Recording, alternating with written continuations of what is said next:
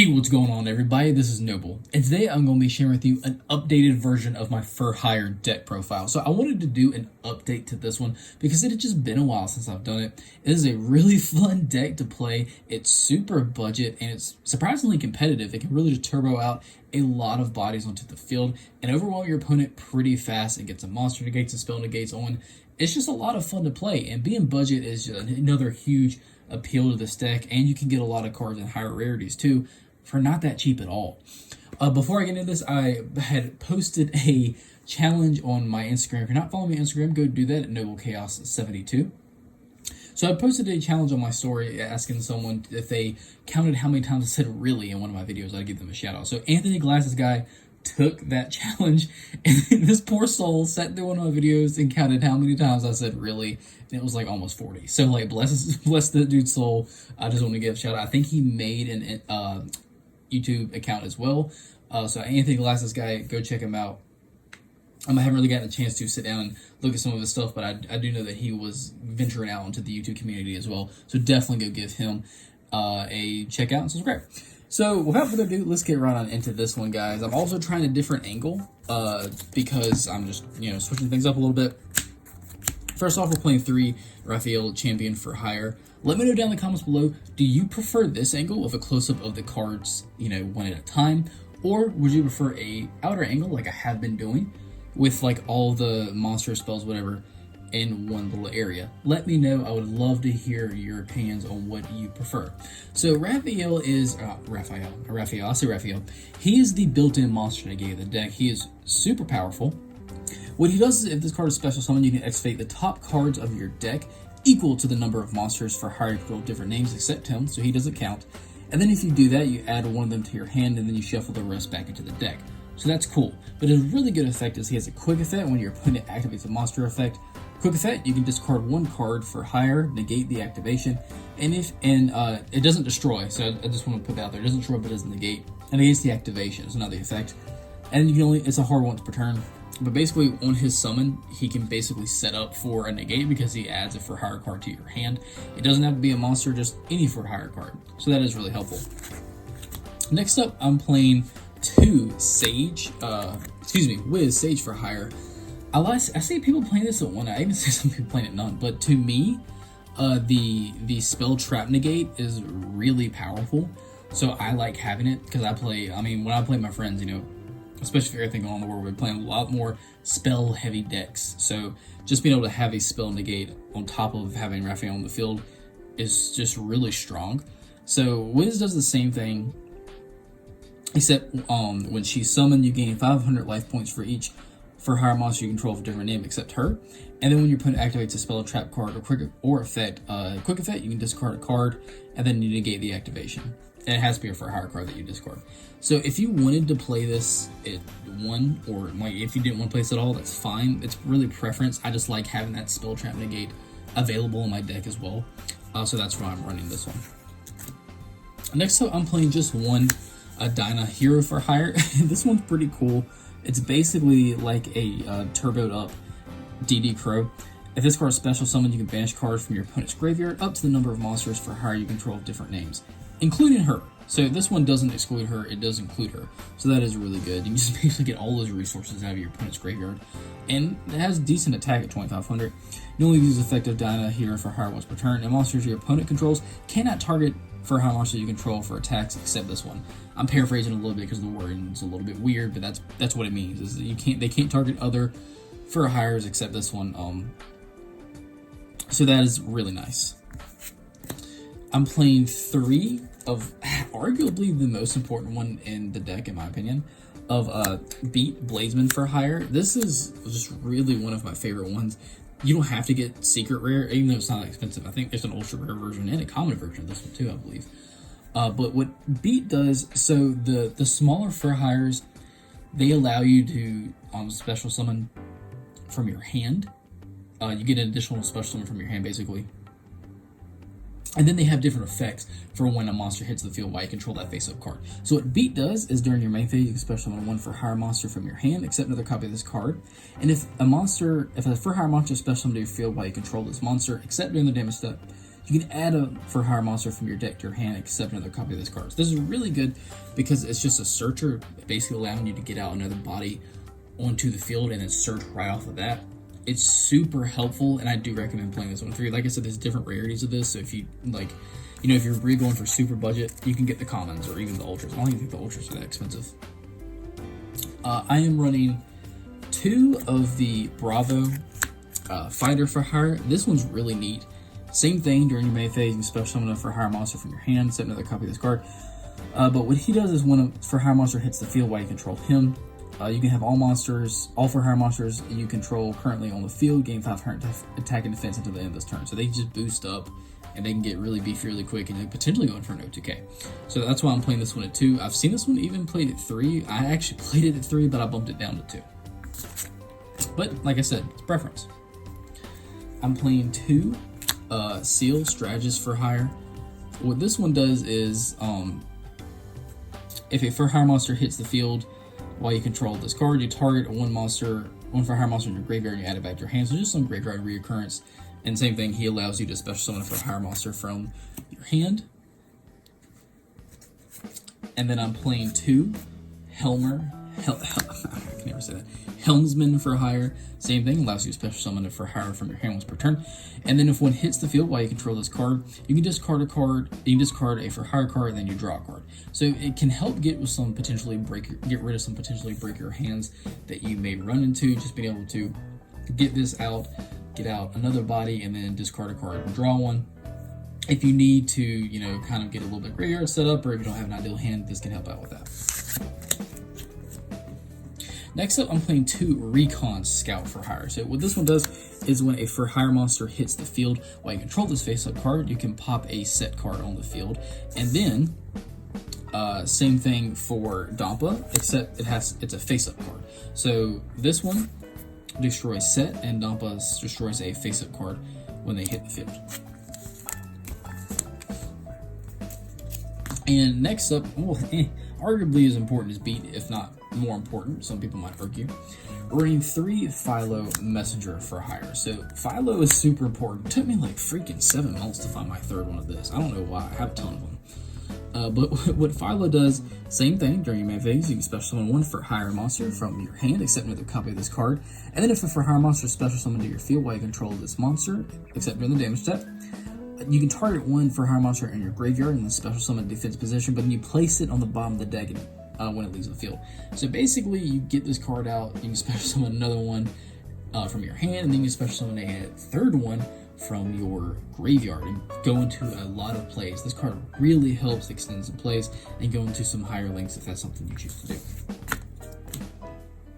And then last but definitely not least, we're playing 3 Ash, because it is just really important to not let your opponent do whatever kind of combos they're trying to do. If you'd rather play Nibiru or draw and lock or something like that, that'd be totally fine, but I'm opting to play Ash. Alright, so that's it for the monsters, guys. Let's get into the spells. We do quite a bit of searching in this deck, so I'm sure it's no surprise to anyone that we play 3 Call by the Grave, because, I mean, it's just really self-explanatory. Like I said, we do a ton of searching. Getting hit with an Ash or something like that, sometimes you can power through it, but more than likely it's going to happen in that one critical moment, which is how it usually goes. So just having Called by the Grave just combat that is really helpful. I'm playing 3 of my favorite art in this deck, probably. Mayhem for hire. So this is a quick play spell. It has a really simple effect, but it's super powerful. What it does is you target 1 for hire monster in your graveyard and special summon defense position. That's it. That's all it does. But it's really powerful, in it being a quick play spell. You can activate it in your opponent's turn. Basically getting back out Raphael if you had that on the field and they were able to get out of it. You bring that back, have that monster negate ready, or Wiz, have that spell trap negate ready, and just make it a little bit more difficult, which is what we're all here for. This is a hard once per turn, so keep that in mind, but it is definitely a great card to have. So for a few 1-ofs, I'm running a Upstart Goblin, just because, you know, drawing to that extra card is great. Your opponent gets 1,000, but we're going to take it out soon anyway, so who cares. We're going to 1 reinforcement of the army, so I'm running this Rhoda because beat is as a target for this. Basically, you're playing a 4th beat Blademan for hire with this, and I do want to see beat as soon as possible because it's a really good card. I'm playing a Raigeki a brain control because I can't find my mind control anywhere. Brain control is just super easy. You just pay 800 life points, then you target a face-up monster your opponent controls, take control of it until the end phase, and they're not going to get that back. You're probably going to use it for link fodder or something like that.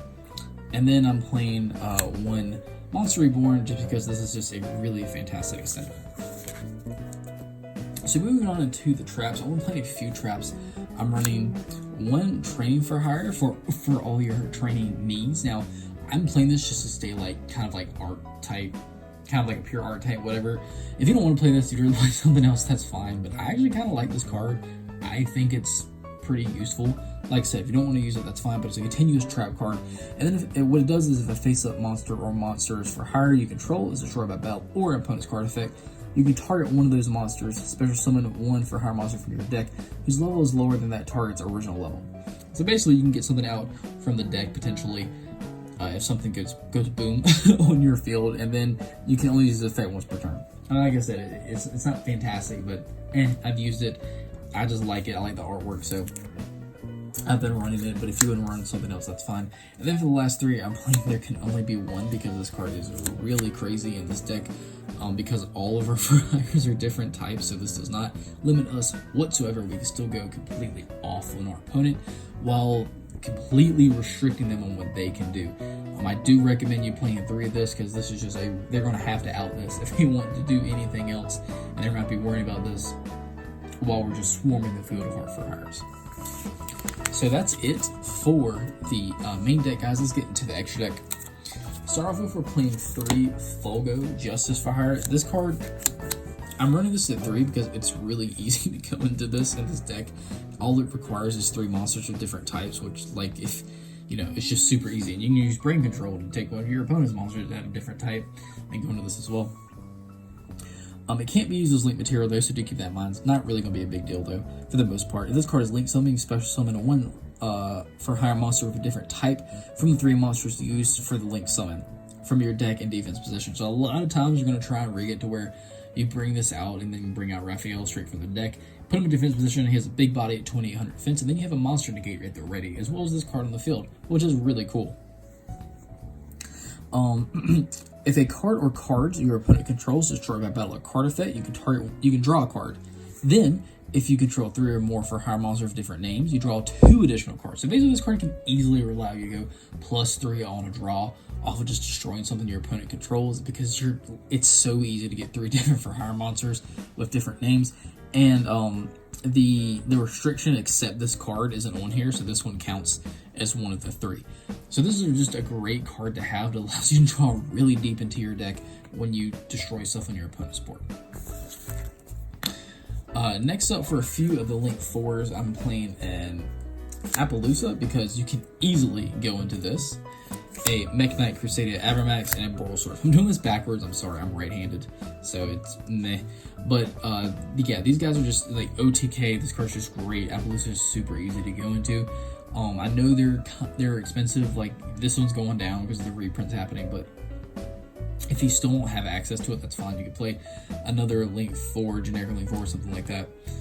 But these are the ones I'm choosing to play. I think Crusadia Abramax is now at like $23, so that's dropped a lot. And Boral Sword, the ultra rare one, is sitting at 28, I think, something close to that. But yeah, like I said, there is flexibility. This is just what I'm choosing to play. But it's easy to go into these Link 4s because you just get a ton of buys on the field very fast. Next up, I'm playing the Nightmare package. So 1 Nightmare Unicorn, Phoenix, and then a Cerberus, just because, hey, the Nightmare package is really useful and versatile, and this deck is no exception.